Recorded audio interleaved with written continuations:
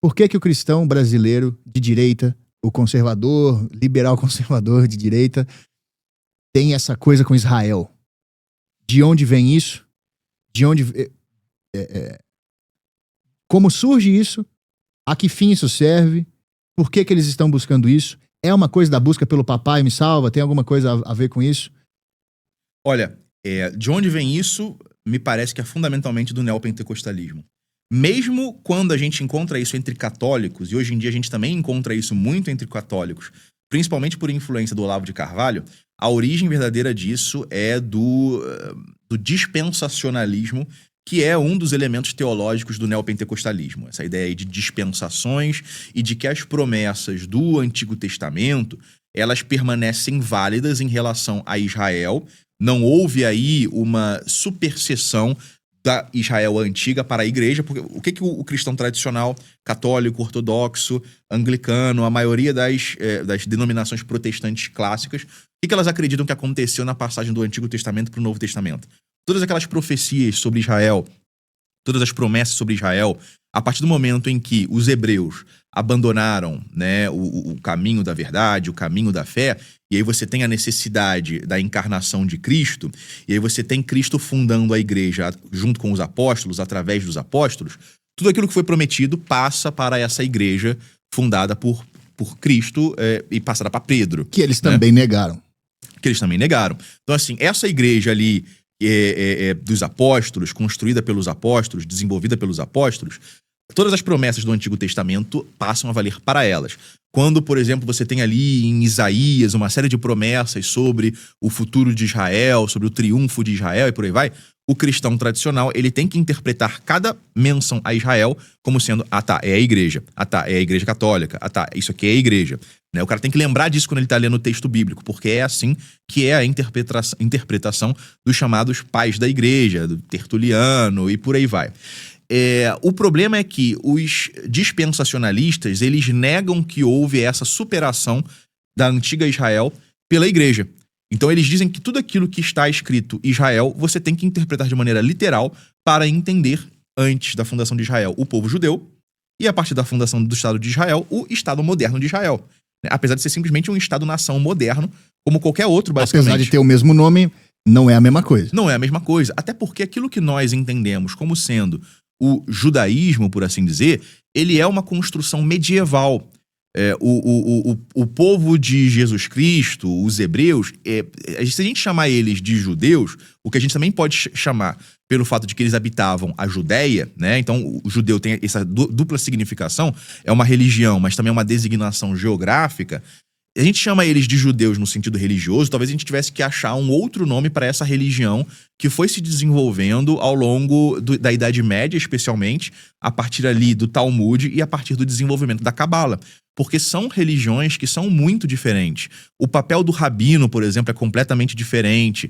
Não existe mais o templo, então isso é muito relevante para esse judaísmo talmúdico, cabalista e por aí vai. Então, assim, é uma religião muito diferente daquilo que existia na época dos saduceus, na época dos fariseus, dos essênios e por aí vai. Só que os caras não têm nenhum conhecimento disso, os neopentecostais. De onde vem esse tipo de interpretação? Da Bíblia Scofield, que foi traduzida por um cara sem formação teológica, sem qualquer formação filosófica. Então ele foi traduzindo e botando notas de rodapé ali que iam exatamente no sentido de interpretar dessa maneira que eu tô falando, de que as promessas de Deus para a antiga Israel, para os hebreus, permanecem vivas ali no povo judeu e que, portanto, o cristão precisa apoiar, defender, proteger os judeus e apoiar esse projeto sionista que estava nascendo, porque a Bíblia de Scofield é do final do século XIX, época em que está nascendo o movimento sionista. Então, o cristão ele precisa apoiar esse movimento sionista, porque os judeus retornarem para a Terra Santa vai acelerar os processos escatológicos, vai aproximar a segunda vinda de Cristo. Ok, certo. Né? Então, assim, os caras começam a defender isso. Essa Bíblia de Scofield vai ser extremamente influente nos movimentos pentecostais e neopentecostais que estão nascendo nessa época também nos Estados Unidos. Isso começa a vir para o Brasil. E começa a vir para o Brasil com mais força ainda a partir dos anos 50, anos 60. época na qual o governo dos Estados Unidos intencionalmente começou a financiar a vinda de missionários neopentecostais para o Brasil como parte de um projeto para enfraquecer a Igreja Católica, porque os caras entendiam da seguinte maneira, né? Tem uma frase do Theodore Roosevelt que diz exatamente o seguinte: enquanto a América Latina for católica, ela não poderá ser absorvida.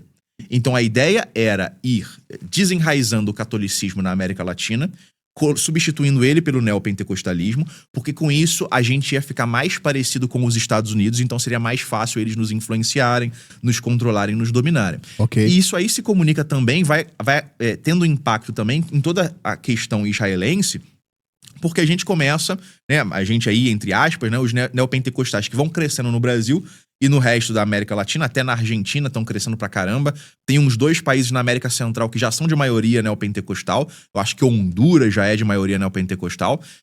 Os caras começam a trazer essa perspectiva que eles têm em relação a Israel, eles começam a trazer pra política e começam a influenciar a política. A gente corre risco do neopentecostalismo dominar a política no Brasil e presidentes, governadores, prefeitos, isso realmente toma conta, essa coisa se misturar?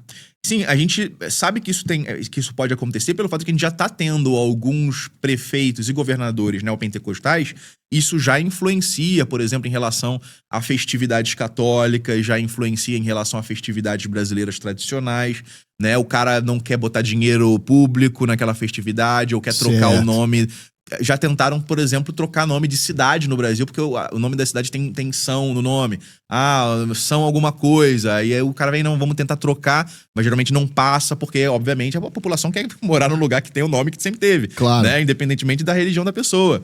Então, assim, só que isso tem influência, né? Por exemplo, tem essa questão de santos em repartição pública, que isso aí começa a ser questionado, a ideia de padroeiros, né, que tem ali algum impacto na nossa vivência pública, na maneira como a gente constrói os prédios, né, monumentos públicos, a Nossa Senhora, por exemplo, que aí às vezes se você tem numa Câmara de Vereadores uma bancada neopentecostal, os caras não vão querer que use dinheiro público para levantar uma estátua para Maria, etc. Então isso aos poucos vai influenciando no âmbito federal. É muito grave porque influencia a nossa geopolítica, influencia nossas relações internacionais. A gente fica aí o Brasil apoiando o Estado de Israel muitas vezes, apesar de Israel ter assassinado um importante cientista nuclear brasileiro, o José Albano do Amarante, que era da aeronáutica, trabalhava no programa nuclear brasileiro, e como nessa época, que é a época do Geisel, o programa nuclear brasileiro ele estava se desenvolvendo em conjunto com o programa nuclear iraquiano do Saddam Hussein, Israel foi e assassinou um dos principais cientistas nucleares brasileiros. E no governo Bolsonaro, e também ali através do bolsonarismo, a gente continua nessa ingenuidade de enxergar o Estado de Israel como sendo um amigo, um grande aliado. A gente tem que apoiar Israel porque quem abençoa Israel será abençoado. Tá. Bom, pra gente encerrar, o cara que é cristão, mas tá com esse apoio meio cego, que ele não sabe de onde vem, mas que ele vê todo mundo ao redor dele fazer, e ele também faz, por uma certa pressão social. O que esse cara pode e deve ler para se esclarecer sobre isso? De maneira muito resumida. Obras, sites, blogs, enfim, qualquer coisa. Olha, de modo geral, o cara tem que tentar encontrar, em primeiro lugar, conteúdos, vamos supor que o cara seja católico, conteúdos católicos escritos por autores tradicionalistas ali do início do século XX, do final do século XIX, da época mesmo da fundação do Estado de Israel. Pegar, às vezes, vídeos do bispo Richard Williamson, que eu acho que morreu recentemente, inclusive. O Richard Williamson tem uma perspectiva bem cética, bem questionadora em relação a toda essa questão do Estado de Israel. Também estudar material sobre sionismo e sobre a influência do sionismo na religião. Até o Dugin tem alguns artigos que abordam esse tema. No site da Nova Resistência tem bastante coisa sobre esse tema. Qual que é o site? novaresistência.org, muito facilmente acessível. O pessoal vai lá, se botar lá sionismo ou algo nesse sentido, eles acham uma série de artigos que vão fazendo esse tipo de distinção. Ok. Bom, é isso. Eu conversei aqui com o Rafael Machado.